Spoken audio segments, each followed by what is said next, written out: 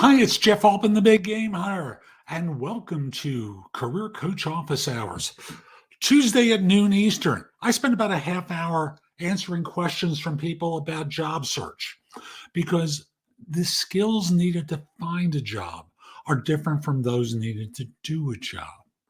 I can't do what you do, but from my experience doing recruiting and now as a job search coach for people globally, I can help you land that next job. Now, I don't want to make it seem like it's easy. If it was easy, you didn't need me. However, this is a tough job market, and you cannot afford to lose opportunities through being an amateur by making mistakes that can only prove costly to you and keep you out of work for longer, missing opportunities that you could have won. It's part of the reason I created JobSearch.Community, where I've got video courses, books, and guides. There's free stuff on the homepage. Go there and download it. It will help you. Diagnosing your job search problems is a great one. There's also 25 interview questions and answers that can help you prepare for interviews. There's also diagnosing your job search problem. There's all elevator pitches, resume advice. There's good stuff there that's going to help you. So again, go to JobSearch.Community, download the free stuff, consider becoming an insider because then I can work with you more intensely and help you land that next job. Plus, you get access to all my video courses, books, and guides, and there's a lot of them and more coming soon. So again, JobSearch.Community.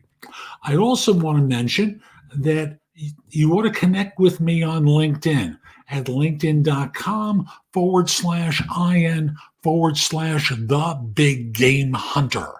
I accept connection requests from people all over the world, except if you look like you're going to spam me or scam me. Actually, I do now accept them from third-party recruiters. So your call. I'd love to help you. Connect with me because that will expand the size of your network substantially because my 30,000 first-level connections become your seconds, and thus you're able to get more reach. So again, linkedin.com/IN/thebiggamehunter. Now, I saw something on LinkedIn a little while ago where someone was lamenting that a hiring manager from the firm of their dreams, I'm caricaturing it in an exaggerated way there, they got a call out of the blue from a hiring manager at a firm he's been dying to work for, introducing himself and scheduling an interview for a role on their team. The guy is thrilled. He has the interview last Thursday, which he thought went very well, and felt like it had gone well. It was a positive experience. Sent follow-up emails about how some AI processes could improve things for the team, their stakeholders, and the firm.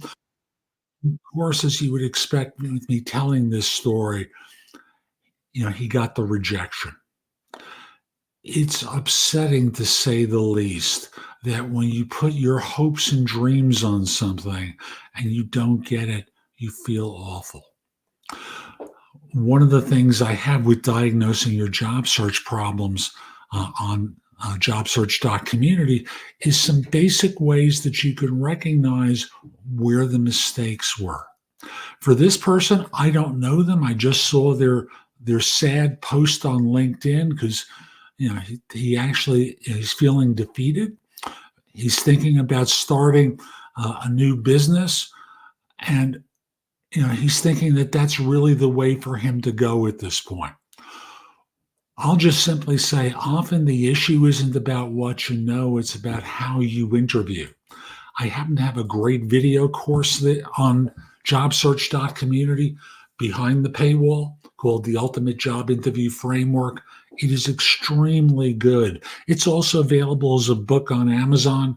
Whichever way you choose to get it, because it will help you interview like an all-star.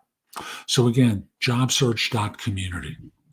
Now, I've received a number of questions in advance of today's show from people who can't be here live. If you are here live, please do not wait until the end to post your questions.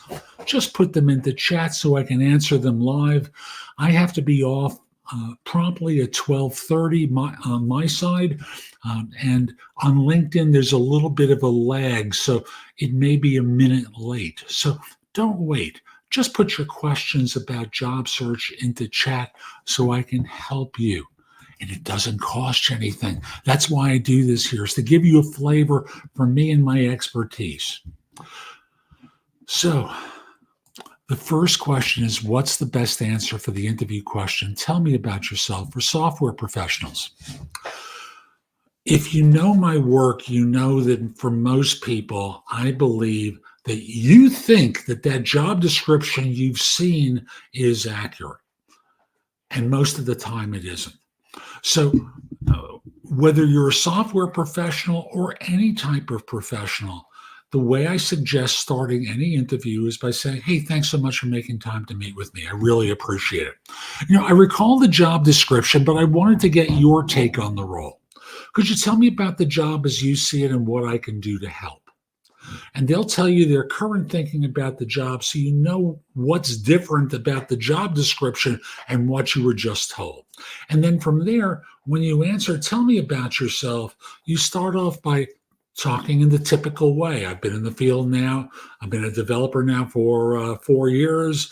For the last 2 years, I've been working for so-and-so, where I've done this and that and this and that. Before that, I worked for such and such organization where I did this and that and this and that. But what's probably most relevant to my background for this role is my experience with, and you tell them what firm it was, where I worked on, and now what you do is connect the dots between what they told you they were looking for and what you've done. Keep your answer to about 1 minute and 15 seconds in length, because you want to keep the conversation interactive. You want to keep them engaged, because if you talk on too long, too often, people wind up losing their attention span and thinking about anything other than you. So again, the typical answer to start off for about 20, 25 seconds, and then you bridge to the important part, which is, but what's probably most relevant to my background for this role is my experience with, and then you connect the dots for them. Rich, thank you for putting your question. So the question, Don, I'll come to you in a second. Rich, do I think it's moderating? Barely. So the Bureau of Labor Statistics, which I look at every month, indicates that tech shed about 105,000 jobs since the beginning of what I'll call a recession, which they pretend isn't one. What I'll say to you is there was one report 2 months ago that indicated 5,000 new jobs. It's not enough to recoup the positions that have been lost by any stretch of the imagination. So your job is to network your brains out with people you know who are working, or looking for side hustles to keep yourself occupied while you're looking for something else full time. But no, I don't really see it moderating yet at all. I wish my answer were different, if I could offer hope, but those of you who know my podcast, it's called No BS Job Search Advice Radio. I'm a no BS kind of guy. I give direct answers to people. So I wish it were different, but it isn't. And it won't be any different until after the election, when business will know who's president and thus have an idea of what their policies will be. That's the way I see it, Rich. Sorry. Don and Frederick, I'll be with you in 1 second. Don asks, can you tell us my perspective on ageism and what we can do to help our cause if an employer might think we're too old or seasoned experience for the job we're interviewing for? Now, I want to start off by saying many of you will be too experienced for the job that they're interviewing for. It's just the way it is. You'll want too much money, or they'll think you'll want too much money, which will make them hesitant to even want to talk with you. After all, if they see the SVP in your resume and they're looking for a director, they know you're making significantly more than what they'd be willing to pay. So that's not about ageism. That's about being too experienced. Now, with ageism, delete some of the stuff on your LinkedIn profile from before the turn of the century. You can do that if you open up that record under experience, that company under experience, and scroll down, and you can delete that job. You can delete a lot of things, but focus in your resume on the last 10 years of your life and make sure your resume demonstrates how you fit the role that they're looking for. They don't care what you did at, let's say, before 9/11. They don't care about that. And the likelihood that's going to be relevant for what they're looking for is really small. But the idea is always connect the dots between what you've done and what they're looking for. Make it easy for them. Don't make them have to think in order to figure out if you're qualified, because they won't. That's the reality to it. They won't think. They'll just say, doesn't look like a particularly experienced guy, so I'll take a pass. I'm sorry, this looks like a too experienced guy. We'll take a pass because this job is probably $40,000 less than what she or he is looking for. Make it easy for them. It's not a simple answer, but that's the way you have to approach it. Frederick, let's see now. I was laid off in a reconfiguration in my last organization where I was for 5 years. I was advised to keep my date till present, but put in my title, my end date to keep in a better algorithm for recruiters. Jordan, I'll come to you in 1 second. For recruiter search. Separately, I'll be speaking to people with the NAMI Alliance. There are state ed and affiliate EDs, and which there's a notice here. Now, the suggestion about not having an end date is because the algorithm on LinkedIn isn't particularly fond of people who are not working. As a matter of fact, when search results come in, they tend to push people who are not working down further in the results. It's stupid. It's not fair. It is what it is. They believe that their clients who are paying them a lot of money to find people, they're selling LinkedIn Recruiter at, I have no idea what the current price is. When I still did recruiting, it was $15,000 a license. It's probably over 20 at this point. If anyone knows, you can tell me. By the way, for the person who's listed as LinkedIn user, I'll come to you in 1 second. For those of you who are out of work, I generally advise not to put an end date until it passes around the 3-4 month mark. And that buys you a little time. If they are showing that you're on payroll, but you don't have to go into work and they're still paying you, you don't have to show an end date because you're still employed. So the long and the short of it is the algorithm advantages people who are still working. And thus, if you have the ability to change that, or you're doing consulting work and you can include that in your profile, add that in. So no simple answer for you, Frederick, but the idea is if you can demonstrate your experience and that you're still working, that's better than being unemployed. And that's as stupid as they are. I wish they would change that. You can use a section like career break, which is now an option on LinkedIn for this period of time. You can also put in consultant and write about consulting work you've done. That becomes a way to deal with that unemployment. Jordan, let me say hello to you. Hello. Hello.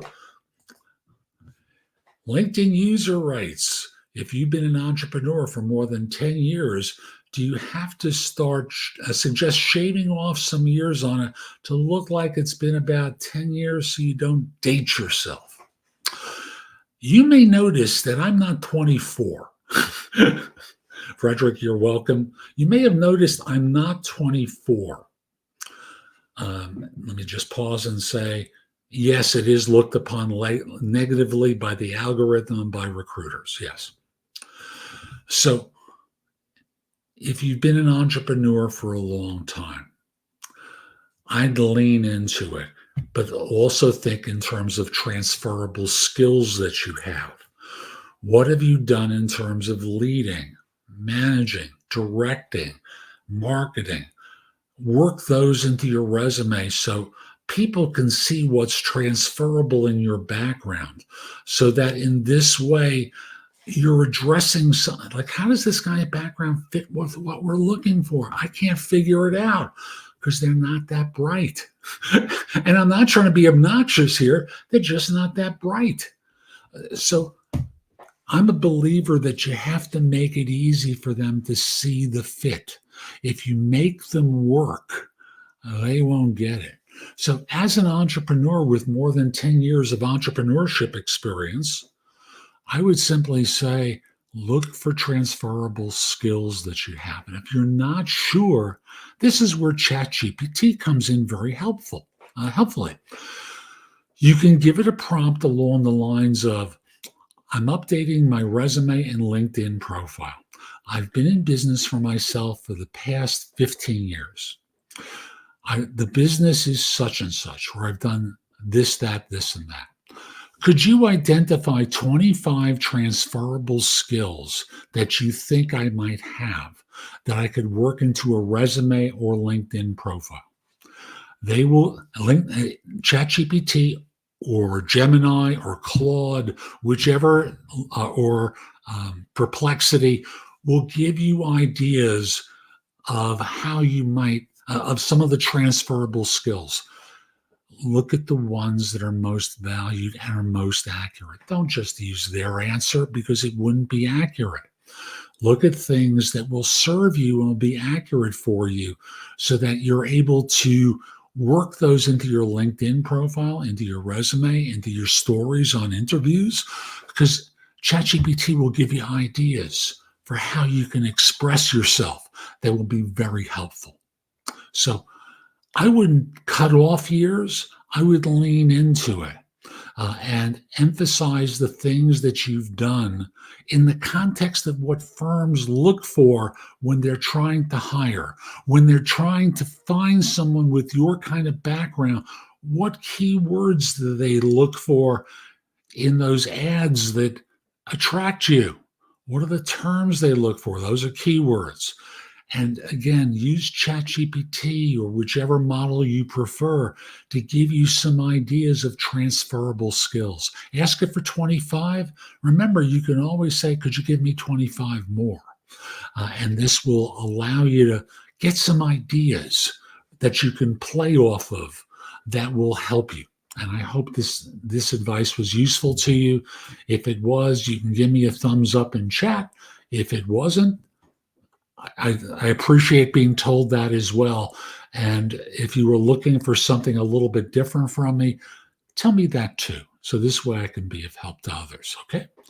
And I'll just remind you, if you've got a question about job search, put it into chat so I can answer your questions live. Also, JobSearch.Community. Become an insider. I have lots of video courses, books, and guides to help you with your job search. And there's free stuff on the homepage.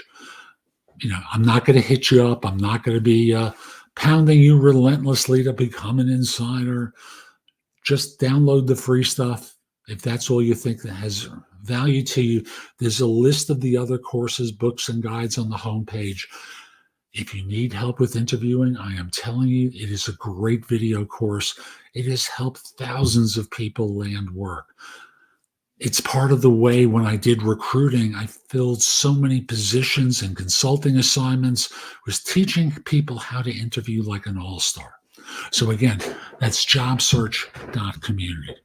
Again, questions, put them in the chat so I can answer them live. Let me go get another question here from those that were sent to me. And don't wait till the last minute to put your questions into chat. I want to answer them. And I have to do a pretty hard break at 12:30, which only gives us a certain amount of time for me to answer questions, okay? I feel down after I've applied for 15 jobs that I have experience in over the past week and have had no replies so far. How do I improve my employability rate? I have no idea what an employability rate. I would think in terms of a response rate, because that's really what I suspect you're looking for is a response rate. And the answer to that's really very simple. Make the fit obvious to them using their terms, not yours, that may be synonymous with theirs, because once I'm seeing that you've applied, you're going through an applicant tracking system. And the system doesn't want to see synonyms because no one takes the time for them to program them to recognize synonyms. They want to see identical terms, generally within one page down, and preferably higher. So that will allow you to get noticed by the applicant tracking system, get passed through, and no, do not use that stupid thing from TikTok about the white print on your resume. It doesn't work. If anything, many systems reject people who try that little prank of white type of the keywords from the job description. So don't pull that nonsense. Sandeep will be with you in 1 second. So don't try that little prank. Very simply, make the fit obvious as though a 6-year-old with ADHD is reading your resume, and do it within one page down so that the system sees it earlier because it associates earlier with recency rather than stuff on page 2, which may be the more recent experience, but it's not going to pay attention to it because it's too far down. Okay. Sandeep asks, the 34 years included 20 years in industry in the beginning part of my career. The most recent 14 are in consulting, but I wish to showcase I'm open to roles in both industry and consulting. So if I'm understanding you correctly, you want to have a resume that indicates that you're open to industry and consulting. You're an experienced guy. You spent 20 years in industry and the last 14 in consulting. I would have 2 different resumes. The first one is to lean into consulting, and the second one is to more of a functional resume that talks about your background. And again, I'm going to pause for a second and say, is the work that you did in industry as relevant as to what you've done in consulting? You know, times have changed a lot in industry over the last 14 years. And thus, the relevance of your older work may not be as significant as the current work. You may use a cover letter or a cover email to indicate that you're open, that you're looking for something in industry and leaving consulting because you want to put down roots with a single organization and be more successful with it. So my concern is your experience in industry is in the antiquities. And when I see 14 years, that's 2010. Barack Obama was president at that time. That's a long time ago. He was in his first term of office. We were in the Great Recession back then. And times have changed a lot, haven't they? And I suspect the significance of your work, he tells me he's an AVP with 34 years of experience. No, do not put over 30 years of experience because right off the bat, you're branding yourself as being an old guy. And trust me, I'm an old guy. I'm significantly older than you. I know about old guys. Describe yourself functionally. Do not do 34 years of experience. I had more than 40 in recruiting, and I left that a long time ago. So I'll just simply say people hire me for no BS job search coaching and career advice globally because they make the process of finding work and succeeding at it much easier. Have your own branding statement. That's an example of an elevator pitch that I came up with using the elevator pitch video at JobSearch.Community. Go there and work with it and come up with your own version of a statement like that that reflects your experience. What do people hire you to do? Think of that for a second. That's what more than matters to them. Not that you have 30 years of experience, and I'm sure you've seen people with 30 years of experience that's really 1 year 30 times. And that's the nonsense that people think sometimes when they see someone who's a veteran professional. So remember, sometimes the resume is being reviewed by someone who's 35. Give them an idea of what you can do to help someone. That's going to serve you better, I think, than with over 30 years of experience in. No. Going back to the earlier question about ageism, that's an invitation for ageism. You don't need that. You want to get your foot in the door. Okay, Sandeep? I hope that helps you. Try it out. If you struggle with it, get me for a coaching session. You can hire me for a single session for a half hour or an hour. I'd love to help. And you'll get access to the video courses, books, and guides as well. You're very welcome. I'm glad I could help. That's what I'm here to do, is to provide help. So I probably have time for one more question. So Frederick dove in. That's perfect. I lost volume at the end of your answer. I have a consulting virtual agency that I've had for a long time, and that is the present. For NAMI, where I've current experience, when I leave that open and put until 2024, so the answer is, when a recruiter contacts you or other NAMI people contact you, just simply say, I just took a look at my LinkedIn profile. I realized I forgot to show a completion date for my work. Very simply, I left there in March of 2024. I don't want you to think as though I was trying to deceive you. I just want to make sure that you know that I left at that particular time. So I'm going to dive in with one more question. And I'm really happy that if any of you are still here, you can be my last question, but I'm about to copy and paste it in. And do recruiters know if you searched for other jobs while applying with them on LinkedIn? I think they assume that you're searching for other jobs. After all, they're not so vain as to believe that they are the only ones that you want to be talking with, especially in this job market. Especially in this market. They don't believe that in the least. They know people, especially if you're not working, they know that people are hungry to find work right now. And it's really hard, especially if you're a college-educated professional. And I say that because when I look at the jobs reports every single month, the jobs that are being created in the United States are really jobs for, these are the categories: healthcare. Most of you on LinkedIn are not in healthcare. Social services, you're not in social services. For a while it was government, but not government anymore. Even they've cut back on hiring, even at the state and local level. Leisure and hospitality, construction. These are the jobs that are being, now retail in the last 2 months. As a result, there's not a lot of jobs for college professionals. And Frederick, go over to JobSearch.Community. I have options that are listed there based upon what you need or want from me. Whichever option you choose, you get access to all my video courses, books, and guides. So thank you for asking. I offer lots of different options for people. That's why I'm pointing you over there. So do recruiters know if you've searched for them? No, nor do they care.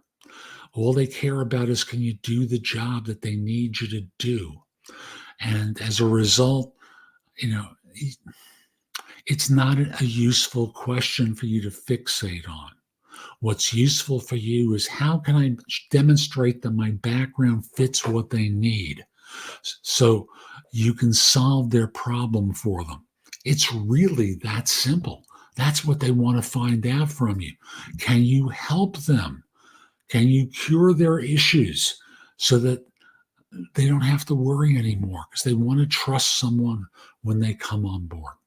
So I hope you found today's show helpful. I'm Jeff Altman. As I've mentioned, go over to JobSearch.Community. There's free stuff on the homepage. Click the button that says Become an Insider. There are multiple tiers of options. If you're not sure, pick the least expensive one. I'm okay with that. And, I'll answer questions like I'm doing here. Plus, you get access to all the video courses, books, and guides. And then there are steps up from that to one where you're getting me for 4 hours a month, each and every month, plus all the content. Plus, you can message me between sessions, and I respond usually within 24 hours. And again, there's tiers between all of those. So again, JobSearch.Community. Connect with me on LinkedIn at linkedin.com/IN/thebiggamehunter. Mention that you saw this. I like knowing I'm helping folks, and that the investment of time that I make to be of service to others was worthwhile to you. And if you watch this later on YouTube or on LinkedIn, please do that. I like knowing that I've been helpful. Have a terrific day, and most importantly, be great. Take care.